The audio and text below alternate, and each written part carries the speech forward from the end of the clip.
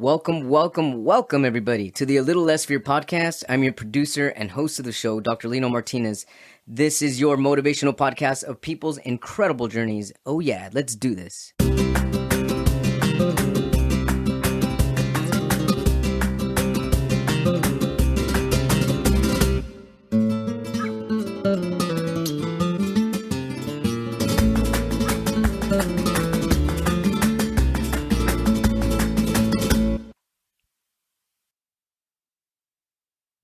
Welcome back, everybody, to the A Little Less Fear podcast. Today, I would love to welcome Dr. Toni Reilly, is Australia's foremost past life reincarnation and afterlife specialist and best-selling author of Awake, The Purpose of Life and Why You Are Here. Dr. Toni trained at Arthur Findlay College in London under renowned psychiatrist Dr. Brian Weiss in New York. As founder of Toni Reilly Institute, she developed SoulLife Coaching, spiritual psychology over 2 decades of guiding thousands of clients and students to remember their past lives, visit loved ones in the afterlife, and travel in between lives for therapy and personal development. Her programs are backed up by extensive observation, research, and her own transcendent experiences. Dr. Toni's Doctorate of Divinity supports these visionary programs and teachings. Welcome to the A Little Less Fear podcast. Thank you, Dr. Lino. I'm excited to be here and have a big conversation with you today. Oh, me too. I love the alignment, and it's just really incredible how we can be so aligned even though you're 8,000 miles away from me. That's really incredible. Indeed. So, Dr. Toni, your incredible topics. You talk about the purpose of life, past lives, your incarnation, the afterlife, grief, Gen Z, spiritual psychology, your book, Awake, The Purpose of Life and Why You Are Here, with so many incredible deep topics that are in depth. I'm curious, what brought you to this journey to where you are at today? What got me started is something that I used to have a big story about, but I've learned to condense it. So I'm going to give you the condensed version. Because so much has evolved since the beginning. But for me, I was in my middle 30s and I was going through a divorce, which was my choice, but it was a huge tumultuous time and I was riddled with guilt. And also that time being what it was, I had 3 little kids and it was a big deal to end that marriage. But what happened was, as soon as I made that decision, I was aware that I was intuitive. I'd been told so in the few readings. My friends and I used to go for a reading once a year. So, and every time I went, the reader would say, you could be doing this. And I didn't have time to even think about what intuition was because I worked full time and I had my little kids and life was just really busy. And the moment that my marriage ended, I became absolutely obsessed with finding out, what is this intuition that I have? How am I in my middle 30s and I don't know about this yet? So in the course of that, and of course we know now that serendipity is at play or synchronicity, everything's lined up. But what happened for me was I was told to find a meditation teacher. And I thought, monks meditate. That was my only knowledge of meditation at that time. Can you believe it? But I just didn't know that regular people meditated. And so I thought, okay, well, if that's what I have to do. But what happened was the internet was quite new then as well. And certainly for people in the sort of spiritual industry, they were not savvy with websites, but I found one. This website popped up with this lady and she held development classes in her living area. And she, of course, I messaged her, emailed her, and she came back and said, this is the most wonderful path. And yes, you can come along to the classes. Even though they were closed little groups, she let me come along. So from the first time that I went and meditated, it was so wonderful. The way she did it was she would play music and she would guide us to a certain point, and then you're left there. with the music, but you're left for whatever happens for you. And I used to sit with maybe 6 other, usually women. Dr. Toni, what And type of music was it? Was it some type of like a frequency or sound bath music, or do it you remember? it was actually shamanic music. Oh, how beautiful. Still to this day, I meditate to that same music. Of course, there's much more since, but yes, it was by Nile, this music. It was Oh, really good. wow. She would play it each week, but give a different little intro for us to go off and do some exploring. And I remember it was very prolific for me then because I could see. So this clairvoyant thing was strong. But also the messages that came in those meditations were they were so insightful. And for the first time, I realized that I had issues. And when I say issues, I mean self-worth issues and insecurities. I truly got to my mid-30s not knowing that I had anything like that. Wow.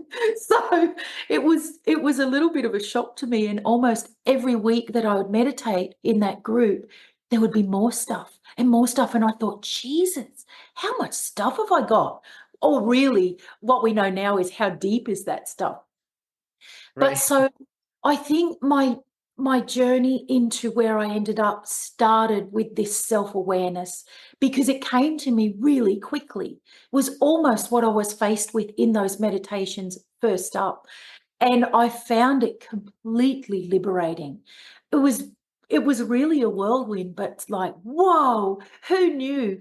And this same lady who was my meditation teacher, her name was Mary Milady. She said to me a couple months in to meditating, she said, you need to read this book, Many Lives, Many Masters by Wow. Dr. Brian Weiss. And I'm like, I did everything then. I was obsessed. So I'm like, I never asked her what it was about, actually. I'm just like, on a mission, get this book. Oh, I Took love it. 3 weeks to find it. It was just, spiritual books just weren't readily available then. Right. But I found the book 3 weeks later and I read most of it as I came out of the shop and went sat in a coffee shop and I nearly read at least half of it. And I finished it in a day. And Wow. I thought, this is what I'm here to do. It sounds so cliche, I know, but I had never really considered it before. And it was so clear to me, this is what you're here to do. And What, what happened? Oh, Dr. yes. Toni, what did you learn in that book? What ignited you to know this is what I'm supposed to do? What's in that book? Well, Many Lives, Many Masters is Dr. Brian Weiss's, he's an American psychiatrist. He had a patient who was very messy with various issues, things like claustrophobia and many other things that were affecting her life. And they did traditional therapy with her and nothing was working until I think he hypnotized her and she went back into past lives and he was like, what's going on here? And of course he documented everything and hence the book. This was in the 70s, by the way. But all of her various symptoms were fixed, but she kept recalling session after session, she would recall another past life. And I think she also was channeling from memory messages for him. And so he was like, his eyes were opened as well Oh, I bet. to what exists out there. I bet. And so I guess for me, it was the past life aspect and the fact that it could help us. It could help people by Yes. remembering their past lives. So that was what my passion became. It's like using this for people to improve their life now, Oh, I love it. as it had I done love for it. mine. So after I read that book, I went to Mary and I said, I have to go over to the States and have a session with Dr. Brian Weiss because I never heard of this before. Yeah. She says to me, I know how to do that. So within a day or two, I'm on her couch and she regressed me and I recalled 3 lives. I asked for 3 symptoms because she said, when we do past lives, we want to help it fix something for now. So I had to reflect on what was wrong with me. And so I remember I asked for 3 things, and they were, why am I in my middle 30s and I don't have a clue that I'm intuitive? And it turns out I'm really intuitive. Yeah. I also went through school hiding my writing. I couldn't bear anyone looking over my shoulder. I didn't realize that was a phobia or anything weird until I knew. But then I thought that was pretty weird, actually, covering your writing. Yeah. And I also asked about, why can't I speak in front of people? Because really the only time I had spoken in public, other than being told to get up in front of kids at school, I would feel like dying. It was a terrible feeling. I couldn't bear it. But I remember at my wedding, I had to stand up and just say thank you to everyone for Yeah. coming. And it was terrible. And actually, I lost my voice. So, metaphysically, what we know now or what I learned later, it all made sense. But anyway, those were the 3 things I asked about. Intuition, why did I cover my writing, and why can't I speak in front of people? And in my session, all of these things were addressed. And in the session, I know without any doubt that I didn't make it up. But what happened for me on the couch was I could see visions in my mind of me, and I had really strong feelings associated with them. I cried, and I know that tears are a physical affirmation of truth, or at least that's what they are for me. Yes, for me too. Yeah. So these tears were flowing, and although it was quite sad what I saw, it wasn't because I was sad. It was that I was acknowledging that it was true to me. I could feel it. So that was how that first introduction to past life regressions went. Of course, I can tell you what happened if you would like to know. Yes. Um, but I can keep that brief as well. But the first story, in fact, I've just been to Scotland to explore it further. This is 20 years ago now, or almost 20 years ago. I saw it But on Instagram. I was through your yeah, Instagram feed. That's incredible. And I was just like, holy moly, I would love to do that. Visiting oh your yeah. past lives. I mean, wow. But do tell. This one in particular is really, I really connect to it, even though I've seen so many over the years. But this first one, I was this woman, young girl, actually, a teenage woman, and about 17. And I lived in a cottage with my little brother. Our mother had died giving birth to him. He was 8 and I was 17. Anyway, what I saw was people would come to the little cottage and they would sit down with me, and that they would put their hands on top of mine, and I must have told them things that they needed to know, made them feel good. I also made poultice. I would go into the forest and pick certain roots and leaves and things, and also fungus, and I knew what to put Wow. together to heal predominantly open wounds so that they wouldn't get infected and that they would heal, and various other little things that my mother had taught me. So anyway, this is what I saw. And then it jumped to, I saw my dad as well. He worked away in the army. He had a red coat on and was on a horse. And I saw that I was to be hung.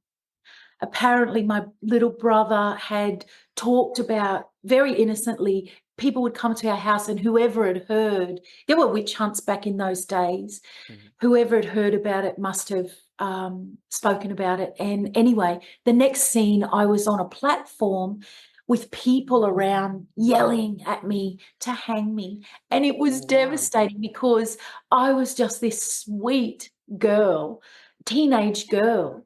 But they were absolutely terrified of me. And so I'm up there on the platform, and in that first regression I didn't see him, but I know at the side of what I could see, someone let me go.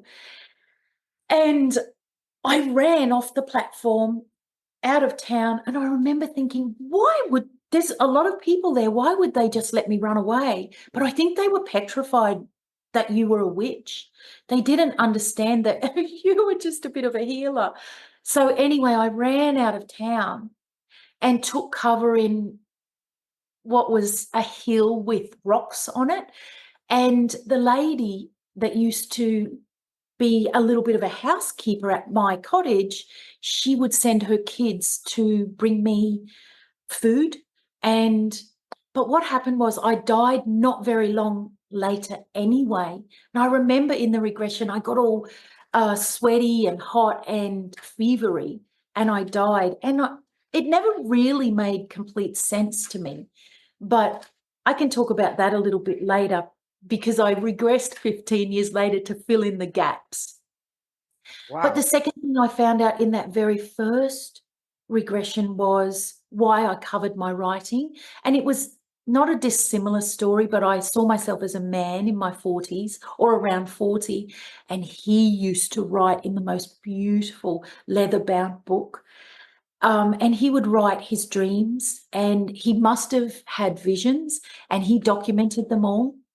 And he also was of note in his town. I feel like he may have been the mayor. And what happened was there was a storm coming. And I called the people to a meeting and I told them that this was going to happen. And they were like, how would you know that? So apparently we needed to prepare our little town, put sandbags and things. And this is what I was telling them. And they were like, how would you know? You're crazy. We're not listening to you. So they actually locked me up. This is the short version. They locked me up. I died in there. Took a long time. But they found my writing. Oh, wow. And I knew, I think what happened then is subconsciously, it was like, don't let anyone see what you're writing. And then that also cleared my fear of public speaking. So when you're telling people things, if they're ostracizing you, there's this subconscious thing where you're not going to do it anymore. So there were my 3 things that I asked for were answered. And I guess you probably can see that those things have to be tested. Like I had to go back out in the world and see if they were fixed.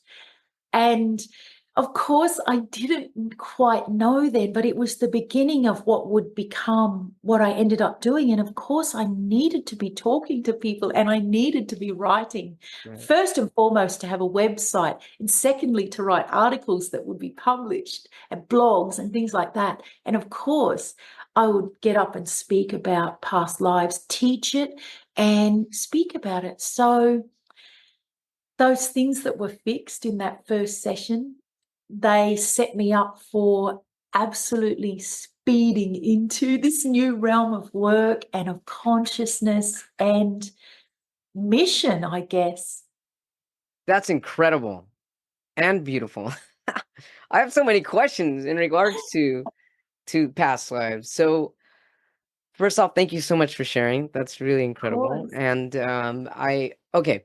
So one of the first things coming to my mind, the whole us not being in the whole time-space reality, we're all living simultaneously this life and all our past lives all in one, correct? Well, I think so. Can I tell you, it does my head in that thing that it's all happening at once, because even when we work with the past lives, it's in a linear fashion. I know that time doesn't exist on the other side, Right. but here it's linear. Sure. And when we're working with the past lives, they're literally, we think we're going, but we're remembering back as in what we know as history, as long as it's been written, or certainly it seems like it's before what's happening right now. Mhm. So if it seems that it's happening before, so I'm wondering if we go back to a past life, are we also healing the trauma back then as well? Oh, Dr. Lino, I love this question. So this is the way it works. From the way I work with it is we're not healing what happened. We're never healing what happened. It's happened. And it happened for purpose. There was purpose in every life that we've lived. So what we do in the way that I work with this therapy or developed is we find out what happened and why. And the healing happens in understanding why it happened. And it's always quite a wise insight into why. So no matter what people see, no matter how traumatic it is or was, or how inappropriate potentially what happened was, they are receiving a message from their soul as to why it happened. And it's profound. It might not be much that they're told. It can be only a word sometimes, but it resonates with them and they're like, oh, I get it. I get it. And then what happens is what's going on for them now is potentially similar, the feelings that they're experiencing and the experience that they're having. And then it makes sense of it. And so what happens is they stop feeling victimized by life or by what's happened to them, and they start to see it from a higher perspective or from a wiser perspective. Thank you for that. When people start seeing things from a higher perspective, a wider lens, and they're able to wake up from this past life regression and have a profound understanding on why they have a certain trauma or a certain tic or a certain disorder or something that's been agonizing them throughout their life. And while they're able to finally clear that in this life, do other traumas from other lives start springing up after that? Is it as if, okay, we've got rid of one now something else is popping up? And does that give them the opportunity to really start, I guess, uh, cleaning out the closet? Well, sometimes, a lot of the time, particularly in the early days that I was doing this, whatever were people's main thing that they're doing in this life, it would be addressed predominantly in one session. Back in those days, I did really long sessions and they might go to 3 lifetimes. Sometimes they would go to 5, but most often they would go through 3.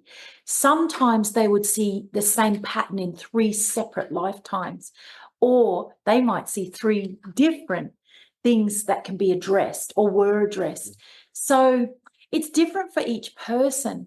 But I think one thing we discovered through all of this observation is, regardless of the past life traumas, we do come in this life literally with something to work through. And what the past lives do is help us understand what that is, so that it's some things that we're doing in this life they're not fixed. They're almost with us the entire life, but we learn who we are and what it means to us to have this insecurity about ourselves. And it helps us to learn, where do we match? Who do we match with? And where's comfortable for us to be, and we start to value ourselves and know where to place ourselves, which friends are good with us, which family members do we work well with, and which do we not. So learning about our idiosyncrasies and accepting who we are as a person in this life is really what the past lives help us do. And so, gosh, back to your question, do more things arise? A certain amount of things may arise and be fixed in the past life, but often, sometimes it turns into going for curiosity. Like, oh, I've met this person, or why do I get along so well with my friend or my husband or my sister, whatever it is. They can go for curiosity to find when they've been before. And everything past lives is insightful and it's fun. And it helps understand the dynamics of our relationships now, which are critical to living our life now and valuing ourselves as a person. How can we know? Thank you. Thank you for that. How can we know if something that we're going through is not as a result of a trauma that we've experienced in this life versus a pattern from another life that's continuing and continuing and continuing? Oh, I love your questions. Well, what happens is, and this was part of the development of this metaphysical psychology, is what would happen in my own development, because mine came through anecdotal, literal observation. So with all of these people that I would see, initially they would always go to past lives. So I got to really explore how that worked and what it would fix, how it worked. But what happened after that was people would go into current life. So I got this influx of people coming, And if their main trauma or the core of it was in this life, they started to go there.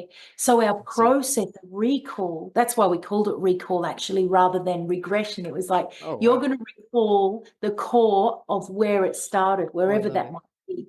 So for those whose issues were very connected with childhood, which actually we all have that, but they would go into a memory from their current childhood, and it helped us to explore what was going on there. And still, because in this process, their higher self is, or their soul is giving them the information, and it's helping them understand why they get this wisdom, even from what happened in current life. That's incredible. I love that. Yeah. Thank you for that explanation. Because when you go into this regression, when you go into the regression, it's you trust the process and the meditation or the hypnotic, however, you do this through hypnosis, correct? Yeah. I call it guided meditation, but it's hypnosis. Guided meditation. And through the guided meditation, you trust the information that's coming through. So whether it takes you to this life or another life, you then are able to realize and have an awakening and a type of enlightenment, and realize that this is actually where it's happening. We can start working from here forward. Yes.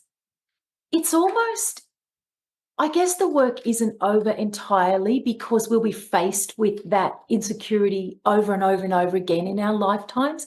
And I think what happens is we react, either we stop reacting to it, or we pick up that we are reacting faster. So we learn to manage it. But one way or another, it's so insightful, and we become self-aware about what we've discovered and realize that it wasn't actually the other people that caused it. Well, even though it starts usually with the input of someone else, generally a parent or a carer, or lack of in those early days. But we stop feeling so terribly a victim of it, because it keeps us in a space of not feeling free. And it's almost like when we look at our past, whether it's past lives, whether it's earlier in this life, we discover true freedom from that, because it liberates us from thinking about it all the time, or getting stuck in there, or the behaviors that we continually perpetuate, not realizing why. You also talk about reincarnation and soul contracts, correct? Yes.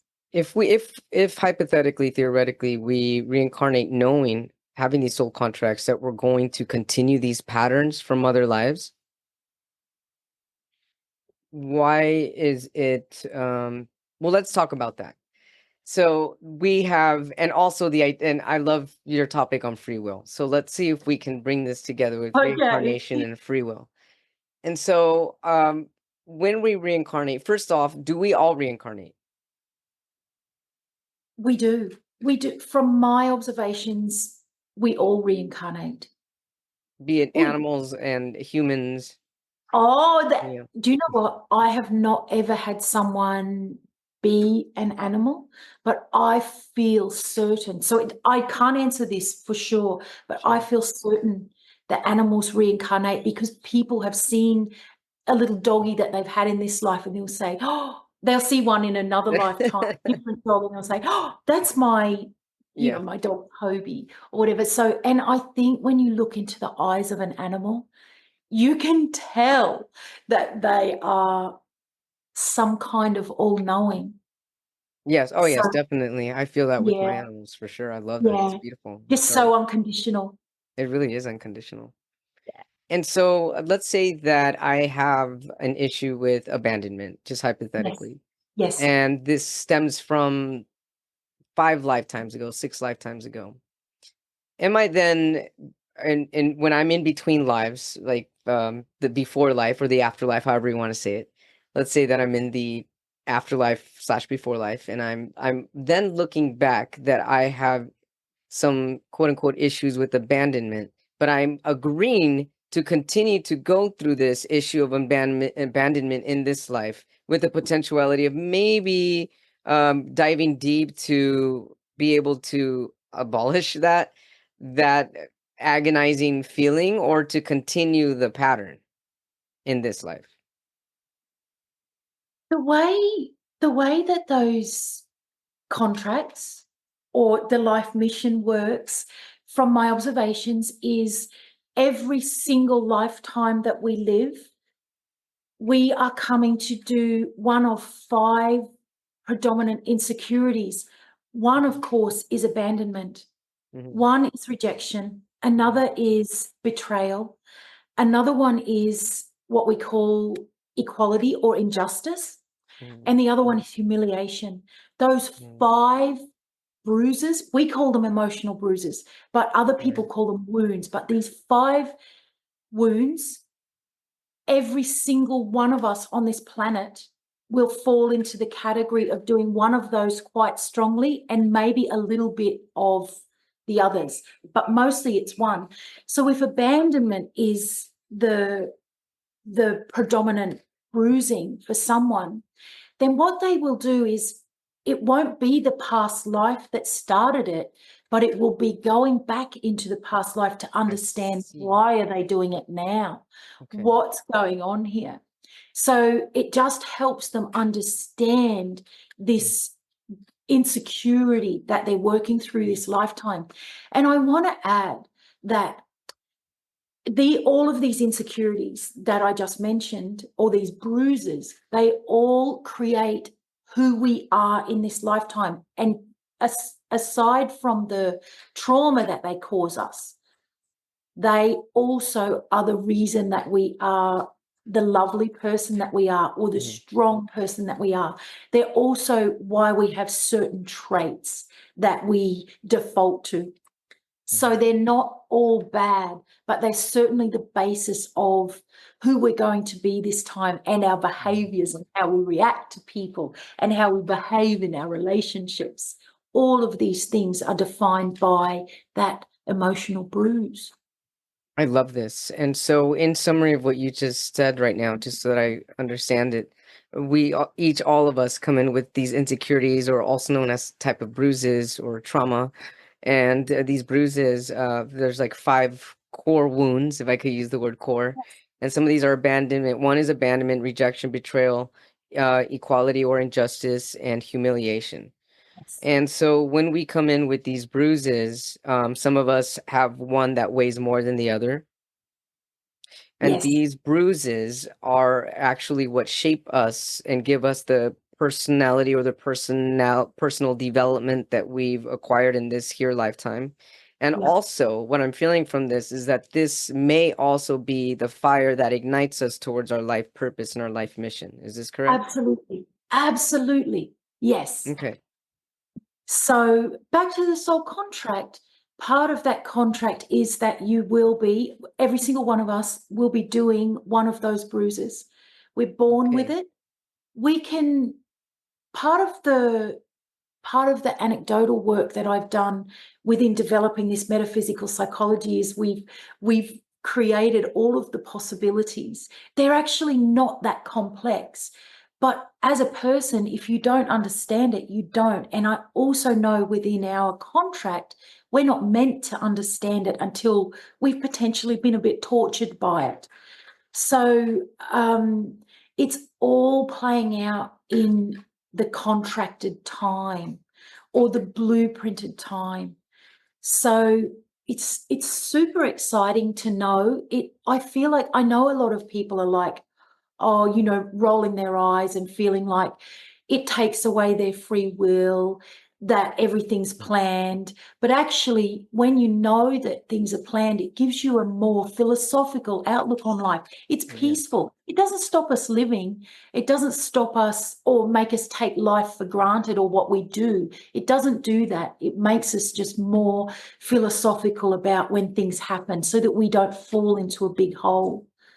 Right, in We a big can, repetitive cycle, whole yeah, feeling victimized, when right. we're all equally going through these bruises Yes. to get to And we know start ourselves.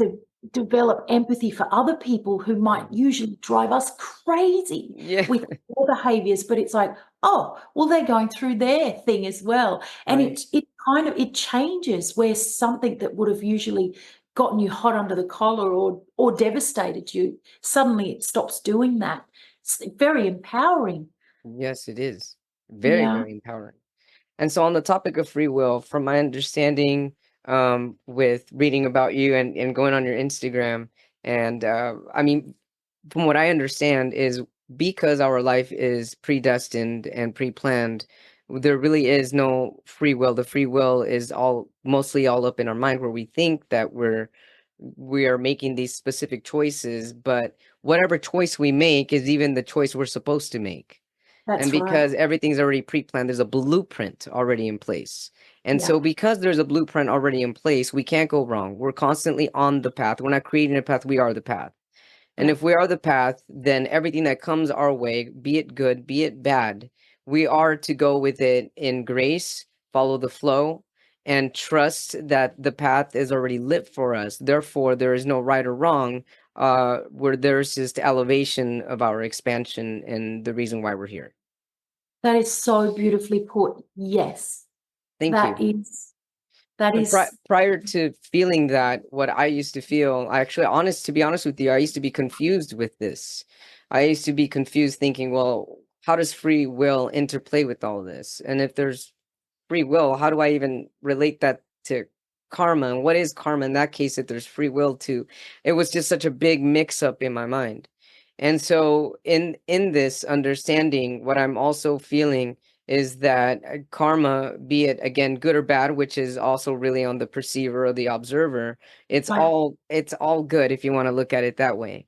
So whether there's bad karma or good karma, it's just basically a reaction towards the things that you did to get a specific response. And you could use that response to upgrade your soul or your purpose, or I mean, there's no such thing as downgrading in that case. You could continue on a plane, or you can expand yourself by learning more about the development of your existence at that point. Yes. Yes. So beautifully articulated. Oh, thank you. Yes. I appreciate this. And so this is really incredible. And honestly, this really helps me too. And I really hope, and I'm certain it's going to help our listeners as well, that the beautiful thing about free will is if it feels good, do it. And if you feel free doing it, most likely you're following the path that you're meant to. And even if it doesn't feel good, you're still following the path that you're meant to. I think probably one of the things that people don't like to hear is that they often will say, I went off path. I must have been off path, which is also when things get messy.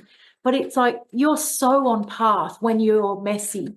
Mhm. It's really truly part of the human experience. It's meant to happen. It's how we get to know ourselves. It's how we develop as a person. It's how we appreciate who we are in this lifetime, but the same thing happens in each lifetime. Yes, when people say they've gone off path, they're actually so on the path that So they on the are, path. yeah, they're so Yeah. on the path. And then the wonderful thing about that is when they in their mind or imagination finally get on the path, they're able to see that being off the path was the path because of the outcome, the learning outcome, or the training that they finally realize that they received from that experience. Yeah, hindsight is the best thing with life, I think. Once we get through a process that we're meant to go through, then we get our wise hindsight. It's like, I get it. I know why that happened because it redirects us somewhere else. Right. Yeah. So incredible, right? We're always being redirected no matter what. Yeah, absolutely. And that's why all rejections are redirections. Absolutely. Every time. And so on the topic of rejections being redirections, can we talk a little bit about the purpose of life? Yes, we can. I've got a really simple response for this. Oh, tell me. It's so simple. The purpose of life is to experience emotion. Every single thing that happens to us, even every thought that we have, which can only happen while we're in a body. So every sensation, every thought, everything that we experience through our human senses or our physical senses invokes an emotion. And it can be, we feel peaceful. Oh, it made me feel so relaxed. I feel so happy. I feel really sad. Or I feel devastated. Whatever the emotion is, that is what this body and our lives facilitate for us. So it's really that simple. It's as simple as our life purpose being able to experience all of our senses in this human body. Yep. All of our senses and all of the emotions that come to us. And I know they talk a lot about in traditional psychology about people managing their emotions and regulating them, all of these things, but ultimately understanding our emotion or what emotes us is going to be our biggest cure of all. And sometimes you're just a really soft and highly emotional person, and it's okay. It's okay. You just surround yourself with people who are similar or who don't mind that you're really emotional. Oh, yeah, definitely, right? Yeah. So understanding what emotes us, what gives us these emotions. And so Yeah. then in understanding that our purpose of life is to experience emotions in this body, feel the emotion through all our senses and feel it throughout our body. What is our life mission? And is there a life mission? The life missions, yes, we all come with a life mission. In part of our, we call it a life map, but in the contract. So, and it comes back to numerology or astrology, actually. Both of those modalities can define this for us. But I think that people think that their purpose is an outcome or it's a certain thing that they achieve, but it's not. It's every moment of every single day that we're here. That is the purpose of our life. But usually, not usually, always actually, there's a mission to accomplish. And it will be around, it will come back to this bruise that we come in to Okay, live through. And as part of that bruise, it might be that we are quite judgy. I'm just pulling a couple of things. sure. We might be very judgy of others. Even though it doesn't seem like we're doing that, we would know we are in ourselves. We might be very judgy of others. So part of the purpose of that one's life will be that they become more at ease with just allowing people to do what they do and be okay with it. Or it can be something like learning to communicate openly, being less hidden with our vulnerabilities. There's a certain mission that's the mission. And there's lots of things, but actually not that many. Usually of each, there's 12, as we have 12 star signs, but in Life Map, we have 12 life paths or life missions, we call them. And there are usually, there's an objective and a purpose within those, but they're not necessarily an outcome. They all come down to the development of an individual understanding themselves more. Okay, so thank you for this. Is really incredible. And so our life mission, so we all come in a life, we all have a life mission. Yes. And we can get a little bit more information if we do like a birth chart or a life chart with astrology or numerology. Life Map, And yes. so, I mean, people think, I'm just reiterating what you said so that I make sure that I understand this. A lot of people feel that our life mission is a certain outcome or a certain destination, correct? Yeah.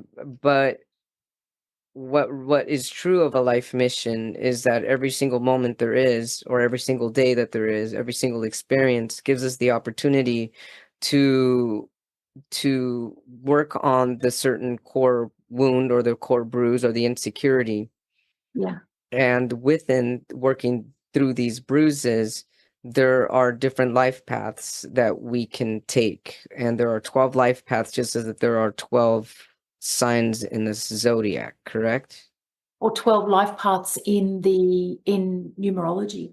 Yes. Oh, I should have asked your date of birth before because I could give an example based on you. sure. Can we do this now, or how do you feel? How would you feel with that? I would love to. I don't have a pen, so I'm going to do this with memory. So, Oh, I love this. the date Excellent. of birth. My date of birth is January 19th, 1980. Okay, I'm just going to add it up. So, Of course, you're number 11. Of course you are. Do you know that? so I'm number 11. So, and how do we add this? So, for example, my birthday is 11980. So I would add the first two, right? 1 and 1 is 2. 9 and 8 is 17 and 0. 7, 8, 9 plus 2, 9 is 11. Why is it 11 and not 2? Don't we add the Okay, last two? because within life map or numerology, we have 3 numbers that we call master numbers, or we call them super wonders: 11, 22, and 33, and probably even 44, but I talk about that much less. But those numbers, well, I'm going to give you a brief, my ideology behind those being called super wonder numbers. It's because they're hard. They're hard because the mission of people of those numbers, of those life paths, they're here to help. So what happens is life is potentially the struggles maybe even twice as hard as others, but you won't know that because it's just been your life anyway. Sure. But what happens and how you experience life is usually just difficult one way or another. And it always forms part of what you end up doing to help other people understand. You're the perfect example. Look at your life, which we haven't discussed on this, but Yeah. we certainly will on my podcast. Look what you've been through. It's extraordinary. No, I doubt many people could even fathom it. Right. And look what you're doing. You're here being a voice. So in the life map system, we call you the messenger. So life path 11 people, Oh, the messenger. So they are here to bring information to people, but it's really about themselves. So I think usually what will happen is through your experiences, you're compelled to yes. teach or to share what you know with others. And if you start, I don't know, did you ever know that you were a number 11? You know, this whole time I thought I was 2 because I was adding the 9 plus 2, which was 11, and then I was adding 11. No, you're So, 11. so that's If why. So, before we continue with this incredible reading that I'm really grateful for, thank you.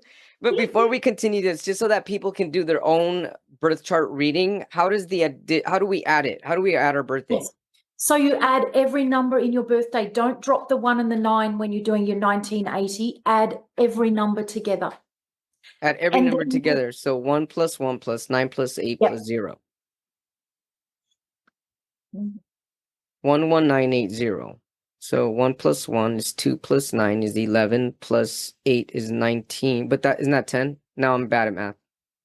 Now you've got to add, you do first, so 19, 1 plus 9 plus January, which is 1, plus 1 plus 9 plus 8, because you were born in 1980. Add all of those digits together. Okay, I get it now. I was totally doing it wrong. So first, since my birthday is January 19th, 1980, first we would add 19th, which is the day. Yeah.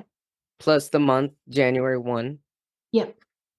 Plus 1 plus 9 plus 8 plus Yes. 0. And Okay. it comes to 29. So there's different kinds of 11s as well. There's different kinds of each of the numbers, and it will all determine the types of experiences they have and the way that they operate in the world. But a 2911, by my observations, is someone who's very all the 11s are super intuitive, like super so. In fact, we talk about the two ones as having double the connection to our soul self or our higher self. But being a 2911, for me, that 2 and that 9 together is very Scorpio-ish. So it's really deep, and that you would think very intensely about everything, I and you do. reflect on everything. And because you do that, you come up with potentially your own visionary outlooks on life. And this is where there's an association with number 11 energy and Aquarius, which we're in the age of it now. So the number 11 people, one way or another, they're here to be messengers. And for some, it may be within their own family. It may be within their family dynamic that they make a big difference. Or in the case of you and many others, you make an impact on lots of people. Thank you. So it's really exciting. I'm not surprised. Throughout my whole creating SoulLife Psychology or SoulLife Coaching, this metaphysical psychology, 11 people have been prominent. Wow. Yes. So Prominent. 11 people have been prominent in your life. They have been in my personal life, and also within, they make up a huge portion of the people who are attracted to spiritual psychology or metaphysical psychology. Interesting, right? Wow, that's incredible. I love how you laugh about it. So it's almost like, of course you're number 11.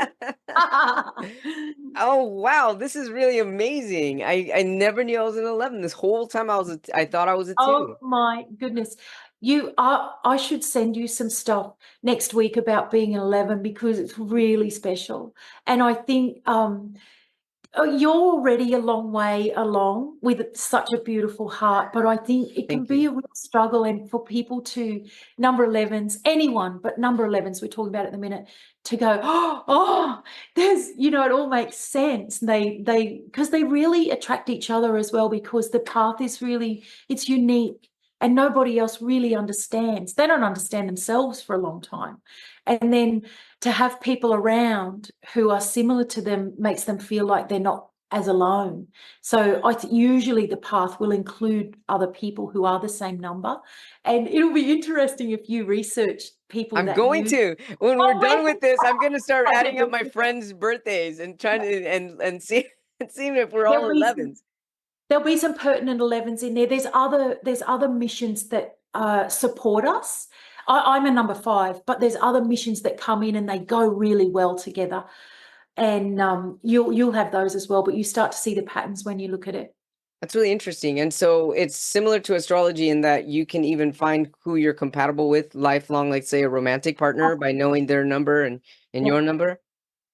Oh, yes, absolutely. And also something within, let's say, family dynamics, or obviously just a love relationship, friendships, you'd add the birthdays up and you look at each mission and you can say why you're together, whether it lasts or not, by the way, why you came together or why you're supporters in this lifetime, why you are together. It's really interesting. And it's just exciting. It's exciting to know it. It helps us make sense of the dynamics of life, really.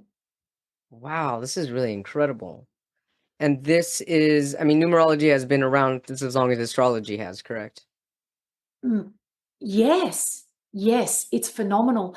What we did in Soul Life in our work was we took numerology and we condensed it down into, what is your life mission? What are you here to do?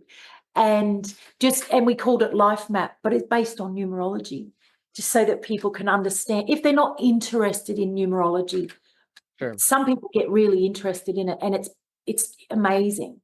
But if they just want to know their purpose, why are they here, and why are they with this partner, and why didn't it work out with that partner, those kinds of things, then they can get into Life Map with us. I love this. This is amazing, excites me. It's And so exciting. on the topic, continuing the topic of life mission, and so knowing that we have objectives and purpose within these objectives, and that it's individualized. And if it's individualized, I guess what I'm trying to understand here. See, I feel that I have multiple missions in this life, and they're pretty big visions. I mean, really big, in helping the mass audience and on a global scale. It's like, if it, where does that type of vision come from? And why do I have such a strong desire? Is that in my numerology? Is that in my birth chart? I feel that, I stop with the, usually the, is like, how do I get my words together? Because I'm so excited.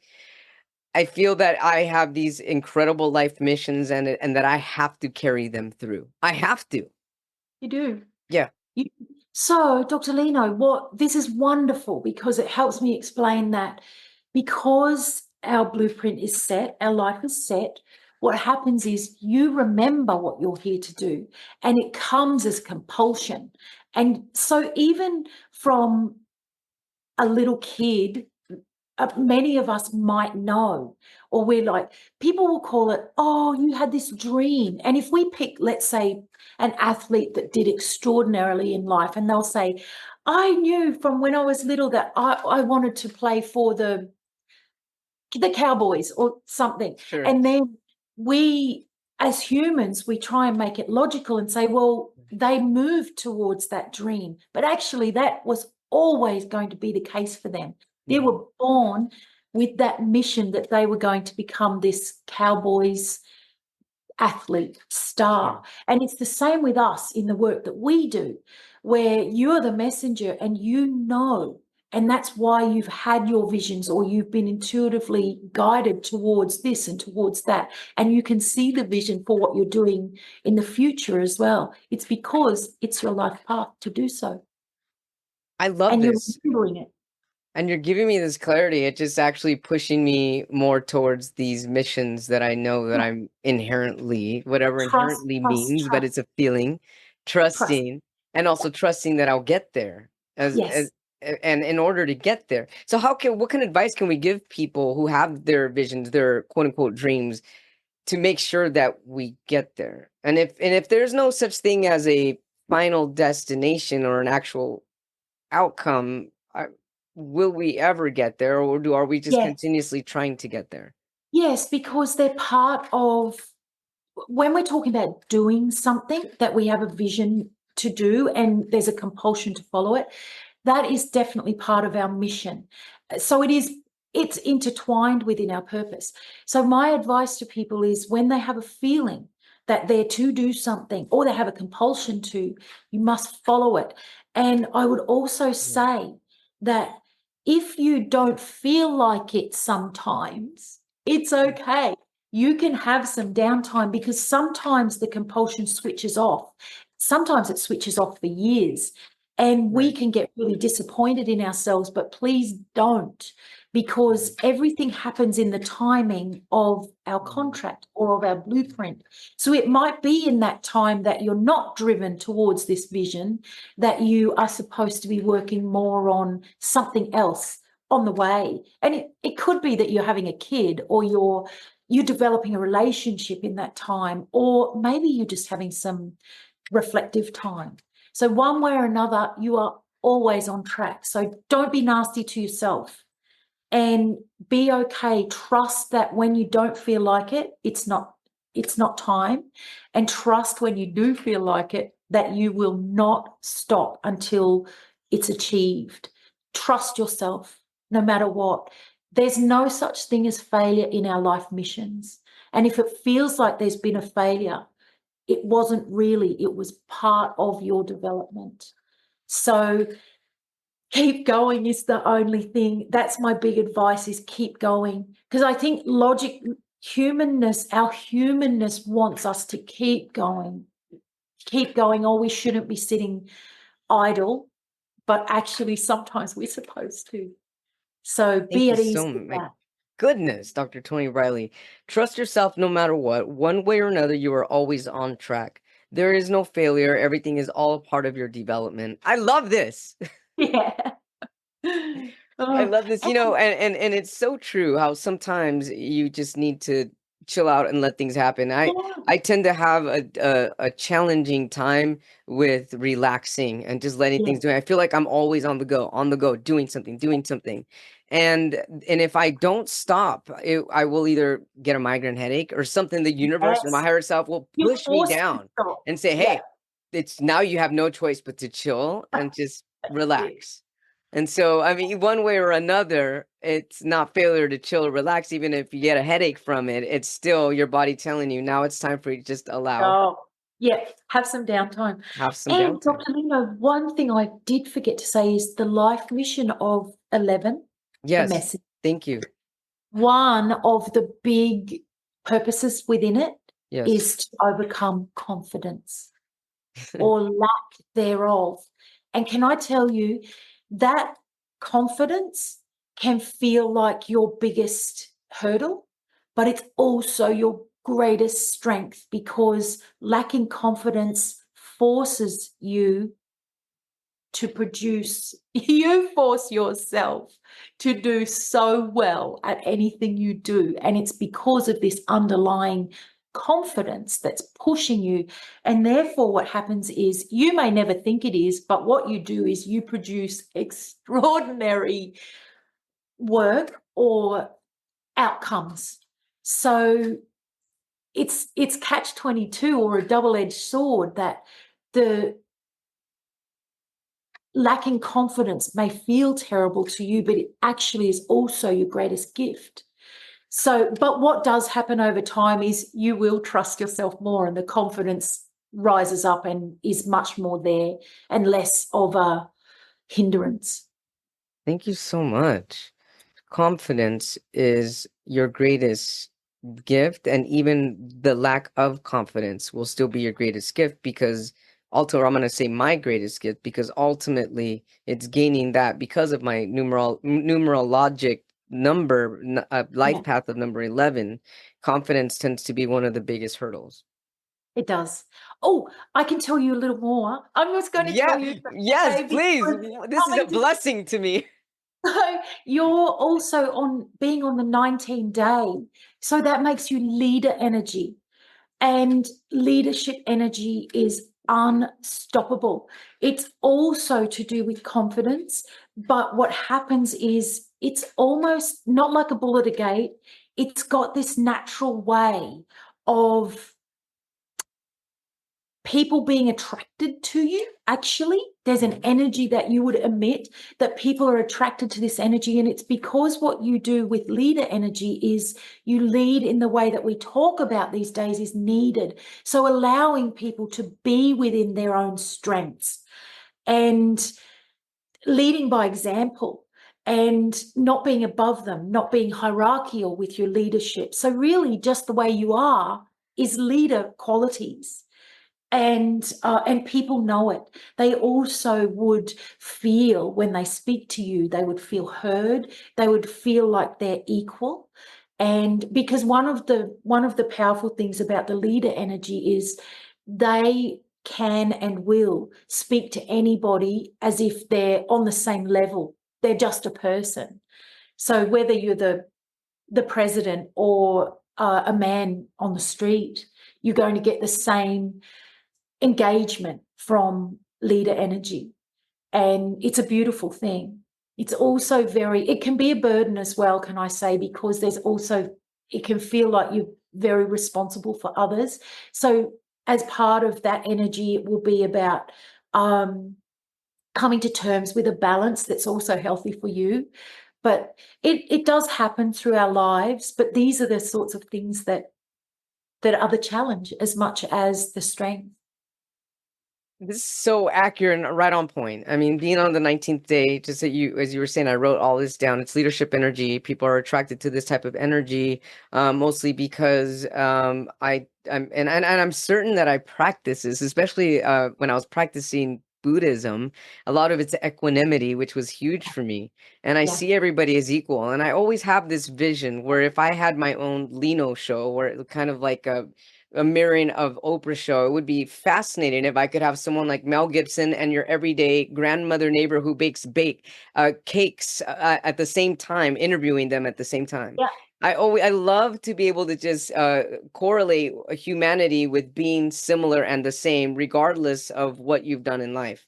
And I Yes. have this as a passion, seeing everybody as equal no matter who they are. And I've learned lessons from the bum in the street. And so, I mean, because of yeah, it's been incredible. It is the beauty of everything, and it's really the way that I see everybody. And one of my biggest goals, and it could be the 19th leadership energy, is to see everybody with unconditional love. That's been huge for me. Unconditional love, just love, and unconditional love for myself. And because Yeah. we already are love, we're love. We're made by That's love for right. love. That's right. And, I mean, we're here having this beautiful or wonderful human experience at the moment, but when we go home, we're returning to that. We're returning to pure, unconditional love. It's what it feels like. And I feel pure unconditional love here with you, Dr. Toni Reilly. This has been really incredible. I would love to have you back on the show and next time talk about the afterlife, grief, Gen Z, and spiritual psychology. Just these other Yay! incredible, and also your book, Awake: The Purpose of Life and Why You Are Here. I hope this is the stuff that's in your book, correct? Yes, it is. I tried to outline the purpose of life through expressing my life. I And, love this. choosing your parents and the things that happen and choices you make, how they affect people, and how it just all fits into your life map. Absolutely love this.